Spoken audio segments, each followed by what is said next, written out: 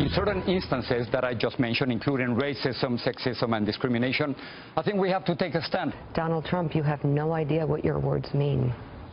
You have no idea.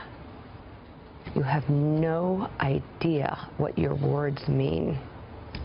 And I can't pretend and sort of try and cover this fairly and put it in the veil of objectivity. This is wrong.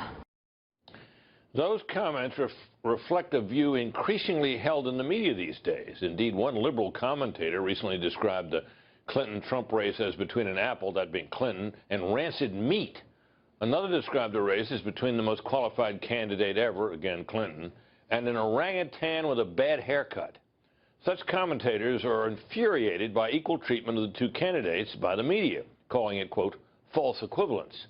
Fox News media analyst and host of Media Buzz, Howard Kurtz, joins me now. Howard, what in the hell is going on with the media these days on this subject? Well, I'm not in favor of false equivalence. If Donald Trump makes twice as many disputed or controversial comments as Hillary Clinton, we shouldn't pretend otherwise. But a lot of people in the media, Britt, are using, especially on the left, are using this false equivalence banner to say that we need to kick the stuffing out of Donald Trump because we in the press have a patriotic duty to expose him. Exhibit A, Nick Kristof, prize-winning liberal columnist for the New York Times, writing is a journalistic malpractice to quote each side and leave it to readers to draw their own conclusions. Even if one side seems to fabricate facts or make ludicrous comments, we owe it to readers to signal when we're writing about a crackpot. So if you view Trump as a crackpot, then you have to be much rougher on him. Well, you know, but what about the idea that we as reporters covering a campaign are not supposed to cover the candidate or the candidates based on our own personal view of that candidate?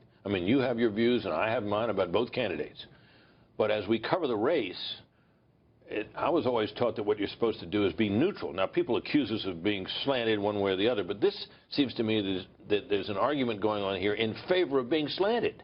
Well, I want to make a distinction between commentators on the right, who also don't like Trump, as well as the left, who are entitled to their opinions. A lot of people we call reporters, they also kind of double as pundits these days. The lines have been blurred. But for all of that, you see this in people who are the editors of websites, who are daily beat reporters and what they say on Twitter.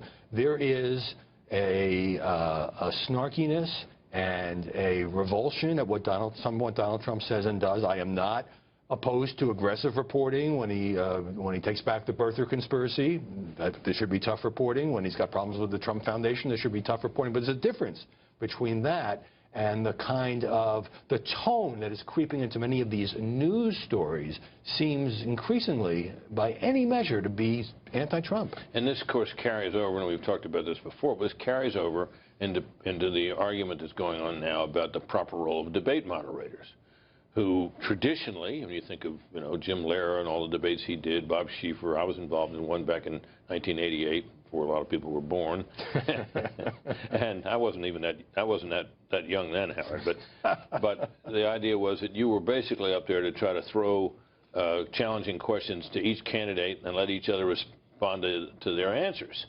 And now we're sort of hearing that, well, you really can't do that because, you know, you got to intervene in case a candidate says something that you think is false and correct the record. Now, our colleague Candy Crowley over at CNN tried that with Mitt Romney, and I think came to grief over it 4 years ago. But what about that? Well, the reason that Matt Lauer took so much heat from his colleagues in the press was because of the feeling that he wasn't... that wasn't even a debate. And he was the only interviewer that he wasn't tough enough on Trump. Donald Trump made this argument to me last week. Oh, all the moderators are going to be unfair because they're going to fear Lauer-like criticism from their buddies in the media. But the thing is, Britt, that unlike in a Sunday morning interview, when it is the job of the interviewer to follow up, to call out, because there's nobody out there to do the answering.